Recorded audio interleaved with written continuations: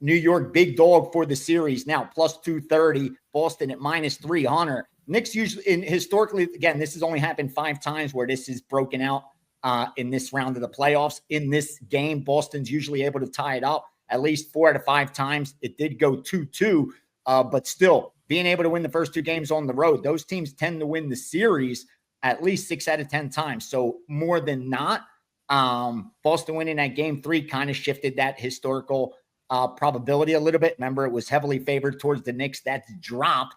That's why that was minus 110 as far as the adjusted series price. I think where it sits now, again, it's either a Knicks or pass situation. How can you lay minus 300 on Boston down 2-1? Yes, they're supposed to win tonight. That's where at least all the public money is. They're betting Boston. They're betting the under. But I just don't see any real EV there. They got to win 75% of the time just to break even. And we know historically those teams just don't tend to do that. So I don't see the value. Everybody's looking for a reason to bet Boston in the adjusted series. Again, I just don't think that price is warranted. Minnesota, Golden State, heavy Minnesota money tonight. Over money as well, already being bet in the public accounts. They're betting Minnesota. They're betting the over. They're teasing Minnesota. They're parlaying Minnesota and over. So a lot of risk will be on that second game, favored and over. No surprise. Also in the NHL, didn't see anything sharp there either. Carolina up 2-1. Those teams historically actually lose this game 24 times it's happened, where that team up 2-1 actually is 9-15. So only 30+% in this game. Usually, historically, Washington ties it up. I do see some more Washington money in the back end than Carolina money. So it doesn't look like the public's too excited to lay this kind of chalk on Carolina. If you remember, they were favorites in Washington, and Washington was being bet. So no surprise, Washington at bigger plus money just continues to get the dough. But you see the adjusted series price now has Carolina at minus 675, all but automatically they think they advance up to 2-1 in the series. But again, another spot where historically it just hasn't been the case. It's about 60% proposition. So if Washington's able to steal this game tonight, it'll make it interesting. I don't have an opinion. Vegas, Edmonton, that's the one that sticks out in the hockey, just like Minnesota stuck out in the NBA, Edmonton in the NHL. They're getting the money against Vegas tonight. Another historical spot where they've lost more than they've won, even up 2-1 in this game, 7-9 in this spot in game 4. But if you look at the adjusted price, another chalky favorite, Edmonton minus 250 to win that series. So again, nothing really sharp as far as the playoff games go that I've been able to see in any of the accounts, but the public is betting Minnesota in the NBA. They're betting the over heavily as well. And in the NHL, they are betting the Edmonton side. That's what's pretty much going on in the playoffs. Otherwise, it's been baseball. Today, I think they're ready to pounce. I should have said really game 3 they were ready, but as we see what happened there, the Knicks looking to take a 3-1 lead tonight. It's a big game for them at home.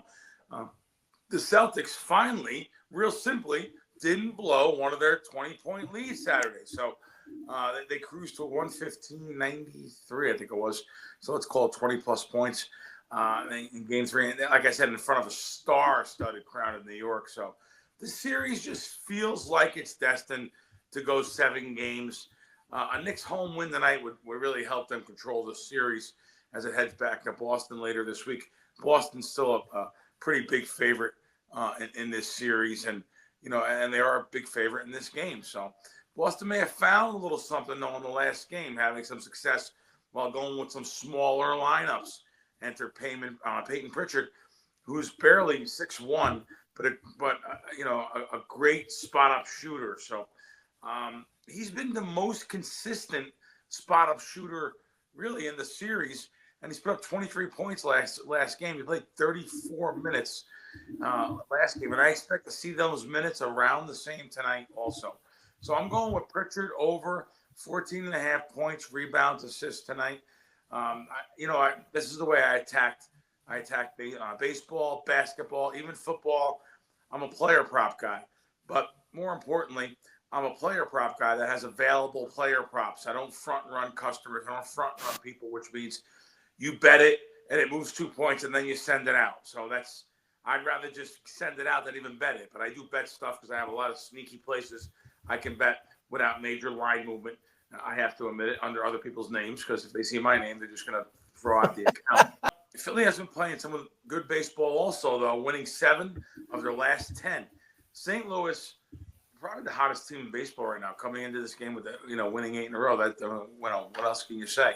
So this, by the way, nothing like going to either game. I've been in both stadiums, but nothing like going to a Philly game, hanging out there, grabbing a cheesesteak outside the stadium somewhere. They have some good stuff inside too. Tony Luke's, and now there's Skinny Joey's right by the stadium. Good cheesesteaks there, good food, culture. Philadelphia, South Philly, great crowds. It's one of those places I really like. I can go up and down the coast there, from Philadelphia to Atlantic City to New York. It's just great. So again, we're gonna go. Let's see. Like I said, I like what I seen with the Cardinals. We're gonna go with their starter today. His last few outings. I think it's Liberatore that's pitching. How can I not know it offhand? But I'm looking at the whole schedule. I think it's probably a 1-run game either way. It's a grind spot here. So give me the road dog. I'm going to go St. Louis plus the 1.5 runs, which is an unusual situation here. I'm not really big on run lines. Try to stay away from them. But I just think this is going to be a grind out type of game. Give me St. Louis plus 1.5 minus $1.40. We got the line here at minus 6.5 with the over and under 208.5. Listen, games 1 and 2 compared to game 3 couldn't have gone much different. And to me, this is pretty simple. In game 3, the Knicks go 5 of 25 from 3. Celtics go 20 of 40. I mean, that's the story from that game. And I know it sounds simple, but the Celtics, when they're hitting their threes, they're so hard to beat.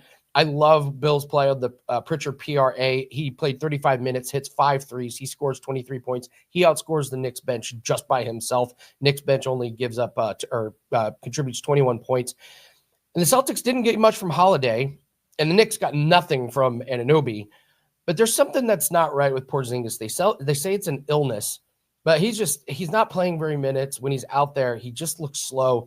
And I think they're going to have to lean on Pritchard a little bit more, which to me means more offense from Boston. And Porzingis, one of the anchors of that defense. But I think we're going to get a little bit less defense. And if the Celtics are hitting threes and Pritchard's hot again, they're going to score a lot of points. I know that this has been kind of a rock fight on defense, but I'm going to go with the Celtics team total over 107.5. This team, for whatever reason, it looks like they play better on the road than they do at home. I would be terrified to bet on them at home, but for whatever reason, I just feel much better about them on the road. So I'm going to go Celtics team total over 107.5. I think Pritchard has a big game. I think Holiday improves his stats. I know New York's been playing really good defense, but it's just a lot of wear and tear on those starters. So give me the Celtics over 107.5 on the full game team total. I think T-Wolves over 2.5 is how I would do this. Game 3, they got to 102 with not great shooting, 43.9% overall, 38.2% from 3.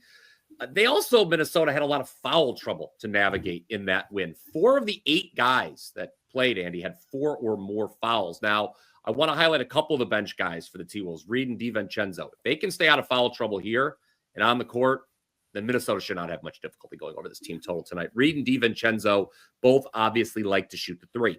They're making them. It's obviously great for us. But regardless of, and this is why I really like this team total here, regardless of how Reed and DiVincenzo are shooting the 3, them being on the court really opens up space for Anthony Edwards to attack the rim. With Edwards, Reed, and DiVincenzo on the floor together in this series, the T-Wolves are averaging more than 1.2 points per possession. That's a very good number. Golden State, without Steph Curry, it's difficult to project what they look like, right? Obviously, offensively, it's looking pretty shaky. They got 33 from Butler and 30 from Kuminga in the last game. Still only scored 97 points as a team. So I just want to remove the Warriors from the equation here. I know it's a desperate spot, but I don't think they're really long for the playoffs. Let's go T-Wolves over team total 102.5. You could make a case, Andy, this is a tough spot for both teams. Actually, just played 4 against the Dodgers. Obviously, that's a big series for them. They ended up with a split. Lost 8-1 on Sunday, however. And then the Giants, they've obviously been a big surprise these first 2 months of the season, but just got swept out in Minnesota. Lost all 3 games by exactly 1 run. Yesterday went 10 innings. But as I broke down Monday's series opener, I am not really enamored with either of these starting pitchers. Arizona's going with Merrill Kelly. He's been far worse on the road. That's what you need to know about him. 5.31 ERA versus 3.25 at home. San Francisco's going with Justin Verlander. He has a hot wife, but he just doesn't strike out batters like he used to. 4.53 FIP is another concern for him, especially going against this D-backs lineup, Andy. Top 5 in baseball in runs per game, 5.3. Guys like Gurriel, Marte did get days off over the weekend, so that lineup should be in good shape. I will say the runs from the D-backs probably need to come early. Why? San Francisco's got the top bullpen ERA in all of baseball, but the flip side, Arizona, bottom 6 bullpen ERA. So maybe that is counter the scoring. If the D-backs don't score late, that's going to be counteracted by the Giants putting some runs on late. So, I like the over 8 in this NL West matchup. The NL West, save for the more abundant Colorado Rockies, a very, very difficult division this year. And this takes me back to something I was doing a lot in the regular season, which was first period over 1.5 bet when a team coming into a game, one of the two teams was off a game where they were shut out. And of course, this is a playoff series, so they're playing the same team that just shut them out. But I think that at this point right now for the Washington Capitals, as I mentioned, I think that the Carolina Hurricanes, they're pretty much like the Big Brothers version of the Washington Capitals. I think that Carolina plays exactly how Washington would like to play, but they're just that much better than Washington at that style of hockey. So I'm looking at this game and thinking Washington is going to have to open things up. They're not going to be happy about how that game went, getting shut out. Who would be? So I think defensemen are going to be jumping into the rush. I think forwards are going to take more risks. I think the neutral zone is going to be a lot more wide open. I think it's going to be less dumping and chasing and more carrying the puck through the offensive zone, higher shot counts. Maybe frustration sets in, more penalties could lead to power play goals. So especially early on. And the funny thing is, Andy, this year in the playoffs especially, we've seen a lot of games that have gone over in the first period and stayed under for the full game or vice versa. So this does not necessarily mean that I like the full game over, but I do think that sense of urgency plus the great -105 price on this makes us a good bet tonight on the over 1.5 in the first period here. But he's gone over in 11 of his last 13 games, this 2.5 shots on goal number.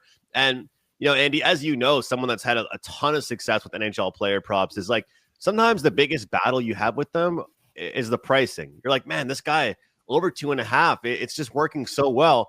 But you kind of get that battle with yourself. Like, am I okay with this price? But when I see 11 of the last 13 games and specifically doing very well against the Edmonton Oilers, I'm confident with it. And then I look at Mark Stone, who got injured, who just always seems to get injured in the last game. He's questionable. He's a game time decision for tonight. So some might say, well, maybe Dorofeyev was a sneaky shot player when Mark Stone is in the lineup. The numbers actually indicate that he shoots the puck even more than he already does when Mark Stone isn't out there. So I say I like this play already, but especially if Mark Stone does not play, I'm looking forward even more. And at the end of the day here, for this Vegas Golden Knights team, if they can't beat them in low-scoring games, I think they're going to have to beat the Oilers in the way that they did the other night. And it's going to be by the race to 4 goals, maybe the race to 5 goals, because Edmonton is dragging every team into a high-scoring contest, whether they like it or not. It's insane. Like, if Edmonton goes down 2-0 in a game, they don't care because they're going to get to 4 anyway. So it's high-scoring, it's action-packed, and this is a great series for props.